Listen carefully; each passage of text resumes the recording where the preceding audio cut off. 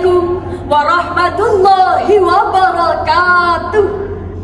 Alhamdulillahi haqqa hamdi, wassalatu wassalamu ala man la nabiyya min ba'di. Allahumma sholli wa sallim ala sayyidina Muhammadin wa ala alihi wa ashabihi. Amma ba'du. Dewan Hakim yang mulia dan hadirin yang berbahagia, kita amat bersyukur dan bangga Indonesia berhasil eksis sebagai bangsa yang damai di tengah keanekaragaman budaya dan agama yang nyaris tiada tandingannya di dunia.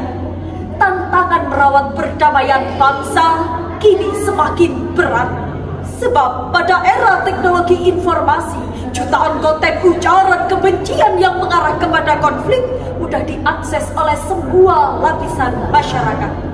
Dilansir dari detiknews.co.id 29 Desember 2023, terjadi 2.670 konten digital yang mengandung unsur intoleransi, radikalisme, dan terorisme. Oleh karena itu, hadirin, pada kesempatan yang indah ini, izinkan kami menyampaikan syarah Al-Quran dengan judul Penguatan Moderasi Beragama di Indonesia.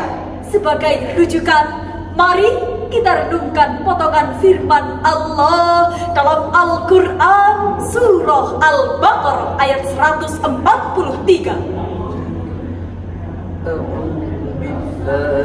من الشيطان الرجيم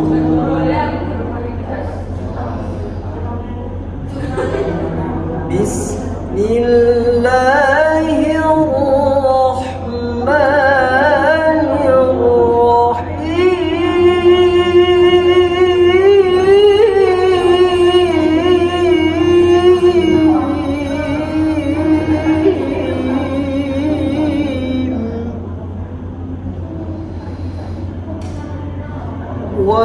وكذلك جعلناكم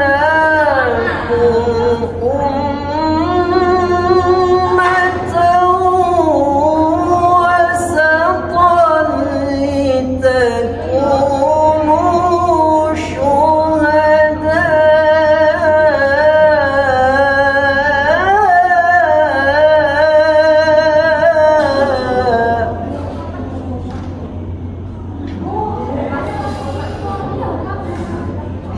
لتكونوا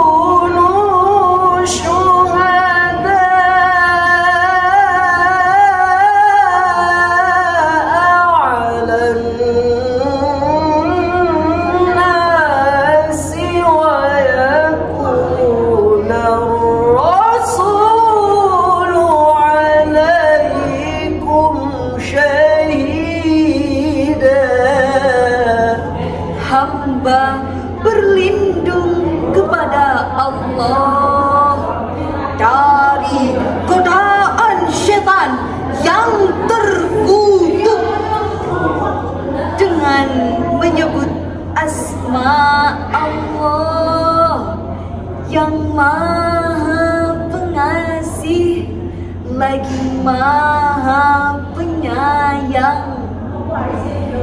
Demikian pula kami telah menjadikan kamu umat pertengahan agar kamu menjadi saksi atas manusia dan agar Rasul menjadi saksi atas kamu. Dewan Hakim yang mulia dan hadirin yang berbahagia, Profesor Dr. Wahbah Az-Zuhaili dalam tafsir Al-Wajiz jilid 1 halaman 65 mengatakan, umat Islam adalah umat pertengahan atau wasatiyah atau umat terbaik yang pantas menjadi saksi atas risalah para nabi terdahulu. Profesor Dr. Muhammad Quraisy Shihab dalam tafsir Al-Misbah volume 1 halaman 145 juga menambahkan, ayat ini menjelaskan tentang kiblat umat Islam sekaligus misi pertengahan atau wasatiyah Islam.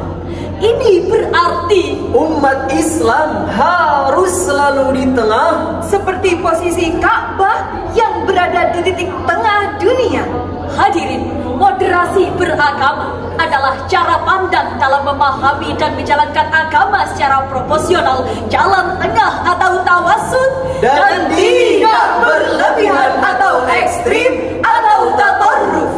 Nabi Sallallahu Alaihi Wasallam bersabda, Wa iyyakum wal ghuluwan fid din, fa innama halaka man kana qablakum bil ghuluwi fid din. jauhilah sikap berlebihan dalam beragama, karena sungguh orang-orang sebelum kamu telah binasa karena sikap berlebihan dalam beragama. Hadis riwayat Ahmad dari Ibnu Abbas radhiyallahu anhu. Hadirin, dalam sejarah, diskusi moderasi beragama pertama kali muncul dalam deklarasi Baghdad pada tanggal 26 sampai 27 Juni 2018. Konferensi yang diselenggarakan di Irak itu menghasilkan 10 rekomendasi. Antara lain, meluruskan pandangan yang salah besar tentang Islam, Bahwa Islam dipandang sebagai agama ekstrim atau radikal.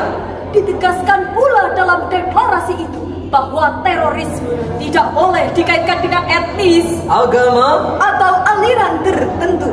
Hadirin rahimakumullah, di era digital yang modern seperti saat ini telah tercipta dua realitas baru, baik positif maupun negatif, serta mendisrupsi berbagai aspek kehidupan masyarakat kita. Media digital telah menembus ruang-ruang privasi umat beragama. Salah satunya media sosial telah menjadikan kita kebanjiran informasi, termasuk tentang penafsiran agama. Tidak sedikit konflik terjadi akibat konten ekstremisme dan radikalisme berdasarkan pemahaman agama yang salah. Oleh karenanya, beragama secara seimbang mutlak kita butuhkan. Tujuan dilaksanakannya penguatan moderasi beragama sebagai upaya agar cara pandang, sikap, dan praktik keberagamaan umat beragama di Indonesia dapat menciptakan keharmonisan hidup di tengah masyarakat multikultural. Sekali lagi, mari kita renungkan firman Allah dalam Al-Quran Surah Al-Mumtahanah ayat 8. La yanhakumullahu 'anil ladzina lam yuqatilukum fid din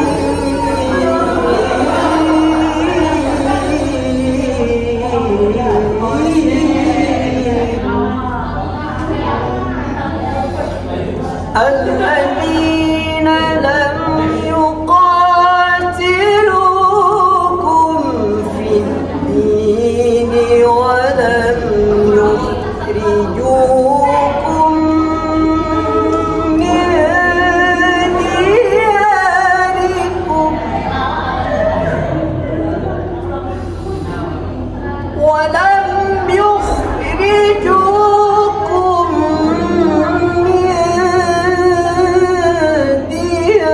دياركم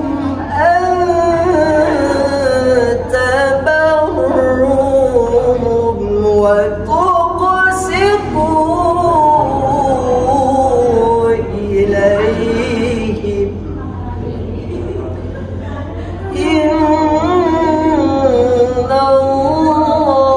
الله يحب المقسطين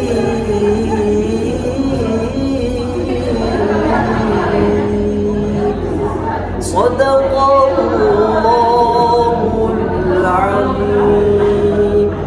Allah tidak melarang kamu untuk berbuat baik dan berlaku adil terhadap orang-orang yang tidak memerangimu karena urusan agama, dan tidak pula mengusir kamu dari negerimu sendiri. Sesungguhnya Allah menyukai orang-orang yang berlaku adil.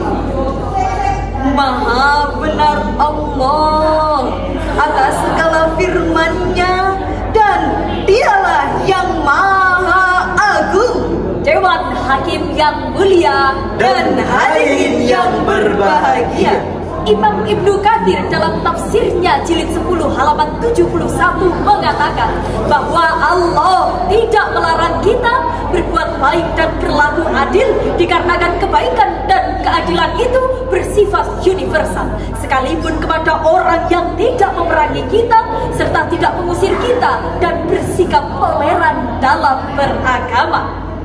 Hadirin rahimakumullah, untuk merawat persatuan bangsa, pemerintah harus bergandeng tangan dengan semua pemimpin agama, masyarakat sipil, dan penyedia platform digital untuk meningkatkan moderasi beragama.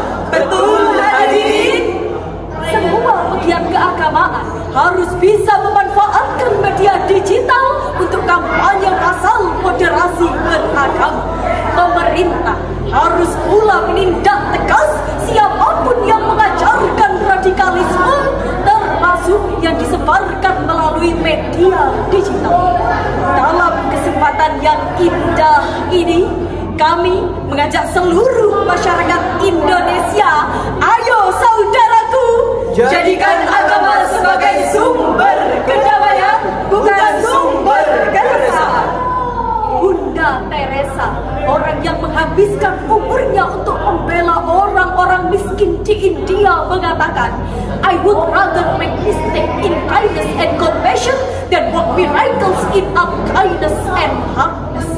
Artinya, saya lebih memilih melakukan kesalahan ketika berjuang untuk kebaikan dan belas kasih sesama manusia daripada harus melakukan keajaiban untuk kejahatan dan ketidakbenaran. Kita berharap dengan usaha yang terstruktur dan masif, semua penganut keagamaan semakin hari semakin dewasa dalam menyikapi keberagaman. Satu pantun dari kita, songket Palembang kaya coraknya, berbahan lembut selembut sutra, agar hidup damai sejahtera, moderasi beragama jadikan budaya. Dari uraian tadi dapat kita ambil kesimpulan bahwa penguatan moderasi beragama mutlak kita butuhkan untuk keharmonisan hidup di tengah masyarakat multikultural. Sebagai penutup, kami mengajak Dewan Hakim yang terhormat dan hadirin untuk bersolawat bersama. Wahai rakyat Indonesia, kita ini semua saudara.